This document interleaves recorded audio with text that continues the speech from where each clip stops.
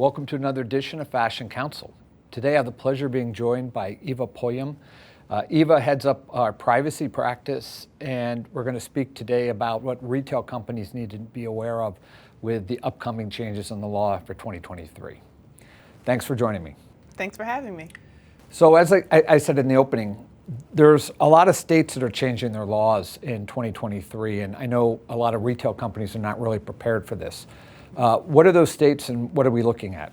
We're looking at California, Virginia, Utah, Connecticut, Colorado, and we're wanting to make sure that we have our privacy programs up to date because each of those states have new laws that impact your data collection practices if you collect data from residents of those states. And those are such big states, it's really impossible to disclaim those even if you could. Correct. Now's the time to get ready, evaluate whether or not the laws apply. And one of the major triggers is if you collect data from 100,000 or more residents of that state, which is fairly common in an e-commerce platform where you're collecting cookies, IP addresses, and other types of information. So is there a common denominator with these states that if I comply with, let's say, California, I've complied with all of them, or do there are particularities that I have to really adapt my policy towards? So there are a few particularities. I mean, most of the state laws have been based around European law, the GDPR. California's law is, of course, one of the most strict. That said, there are little tweaks and nuances that the other states have, so we should really just evaluate and make sure that we've updated your online privacy policy, your internal program, your vendor agreements, and the way that you're handling consumer data on the back end. So what are those changes? Give me some of the more significant ones that a company has to be aware that things have changed. So companies who haven't yet been complying with some of these laws should make sure they understand that their privacy program and their privacy policy needs to provide rights to consumers. Those rights involve the right to access information, delete information, understand the data that's being held on them, and you have to respond to a request from a consumer in a specific amount of time. There's also going to be requirements on your vendor agreements and how you share data with third parties. Consumers are wanting a lot more transparency, and so as a company, you have to pass down those requirements to all of your service providers, your website platform, and everyone who helps touch data. So what would you say is the most material change a retail or fashion company needs to be aware of that they're probably not doing now in their privacy policy? I think companies know that data is king, and so what they currently need to focus on is their ad tracking and their cookies. There's a lot of changes in the ad tracking space. Under California law, there's a do not sell requirement that exists currently, and moving forward, there will also be a do not share button and a limit the use of my sensitive personal data button required for websites that collect certain types of information. Cross-contacts advertising and online behavioral advertising are increasingly regulated spaces. And where these companies are going to fall down, I think, really are that they don't have the back end to support this. Correct. So they end up, having this on their privacy policy, but they are still sharing without thinking about it. And especially for ones that are parent companies and have a bunch of brands underneath of them. For example, if you're a parent company and you have 4 different brands and somebody submits to one of them, they could be restricted from submitting that information to another brand even though it's the same parent. Very true. That's a difficult issue that a lot of companies are dealing with, how a business is defined. So is a business one company and all of its brands, or is a business brand specific? And that really impacts the way we look at behavioral advertising. I read recently that a major cosmetic company had a big settlement with the California AG. What can we learn from that? I think there's a lot to learn. It really ties into ad tracking and whether or not you're making the appropriate disclosures. This action was under CCPA, which started in 2020. So if you weren't ready for CCPA, you need to get ready for CCPA and prepare for the new laws. Under this recent action, there were issues involving the do not sell button. It wasn't presented on the site, and disclosures in the policy said that the site did not sell information. The issue there is that analytics cookies, those cookies that pretty much every site has on them that says who visited, what are they doing.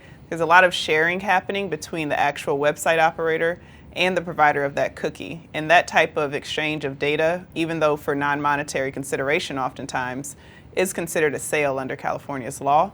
And so there was that issue, failure to disclose while selling data. There was also the issue that California has recognized what they call a global privacy control, which is kind of a web beacon that sends out a do not track signal The site failed to recognize that signal when it was sent by the browser. And so this is kind of a mass enforcement sweep. And this is what we were talking about earlier. It's one thing to say what you have in the privacy policy, but a lot of these companies are not technology companies, and so they have to really rely on their vendors to get it right. And so an audit might be a good idea in many instances, because this isn't your core competency, running the back end of a website. Exactly. So let's take this to the next place, the metaverse. What changes need to be done for the metaverse? I mean, you're getting people from all over the world. Many times you don't know who they are, but you're gathering data, really detailed, even biometric data in some instances, from those users that you wouldn't have had in the real world. And so is there a different standard for that? Do I have to manage the data differently, or what? Well, the metaverse presents a unique issue in that you know that you're targeting users from all over the world, so you need to be able to comply with the privacy rules, especially for any region that you're targeting. Most often, privacy laws follow the country, the jurisdiction of residence for the individual. So if you have individuals from Europe, then you need to be prepared to follow European law. If you have California individuals visiting your storefront, you need to be able to follow California law, and so on and so forth. And some of the biometric laws, what do we have to know about that? Biometric laws are definitely a big issue. That's really going to hit the device manufacturers who are collecting eye movement and tracking people in order to identify them. Whether or not it's identifying them is kind of an open issue, but particularly for the device manufacturers, it's good to make sure you're mindful of Illinois law in particular, because there's a private right of action there. We've had a couple class actions we've had to defend on that, right? Yes, so you have to provide proper notice, get appropriate consent, and have some written policies in place to prepare yourself to avoid a class action in that state. So speaking of class action, the other one that we're seeing a lot of is in these chat box cases. And they're coming at it at a weird angle. They're claiming it's a wiretap and a breach of the privacy violation, because in many cases, these chat box conversations are being recorded and then stored somewhere else. And so you see some creative plaintiff lawyers trying to make hay out of that. I'm hoping that there'll be some cases that come down soon rejecting these after the motion to dismiss stage is over. But what's like, I would say, what's best practice for that? What would you recommend?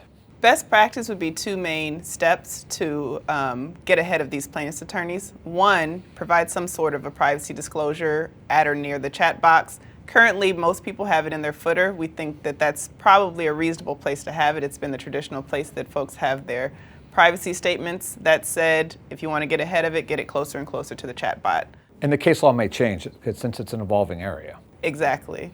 And also making sure that your privacy statement takes into consideration the fact that you use a chatbot and that the information will be recorded. There's an issue where we want to make sure that everyone's privacy statement accurately reflects the practices taking place on their website. So that's going to really kick in with that data audit as we get ready for all of these new laws taking place. We try to bring our viewers up to speed on any new class actions. This is the one that's the latest flavor of the month, similar to the ADA cases. So really take a look at your chat box. You probably are protected with your language, but if you want to avoid scrutiny under these class actions, make the changes that Eva suggested. So beside the chat box cases that we're seeing, what are other hot areas, or another hot area that you would put our viewers on notice about that you're seeing? I think ad tech is the hottest space going on right now. In Europe, there have been actions taking place under the e-privacy directive. As many people may know, you're supposed to have a cookie banner, and you're supposed to obtain appropriate consent prior to dropping non-essential cookies. Meaning if someone visits your site, if you need a cookie to run the site, leave it. If you need a cookie just to collect data or analyze information or mark it, then you need to get consent before those cookies are dropped. There have been individuals reaching out under this law and seeking damages. Trying to set these companies up. Yes, where companies fail to get appropriate consent but drop the cookies anyways. Yeah, and that's not an easy task. You think it would be easy, but figuring out which of those cookies are necessary for operability and from what are necessary for gathering is not always so clear. Very true. It's very important to utilize a sophisticated platform provider if you're going to be placing your website on a third-party platform. Great. Well, thanks for joining us, Eva. Appreciate all the guidance. Thank you. Thank you for joining us for another edition of Fashion Counsel.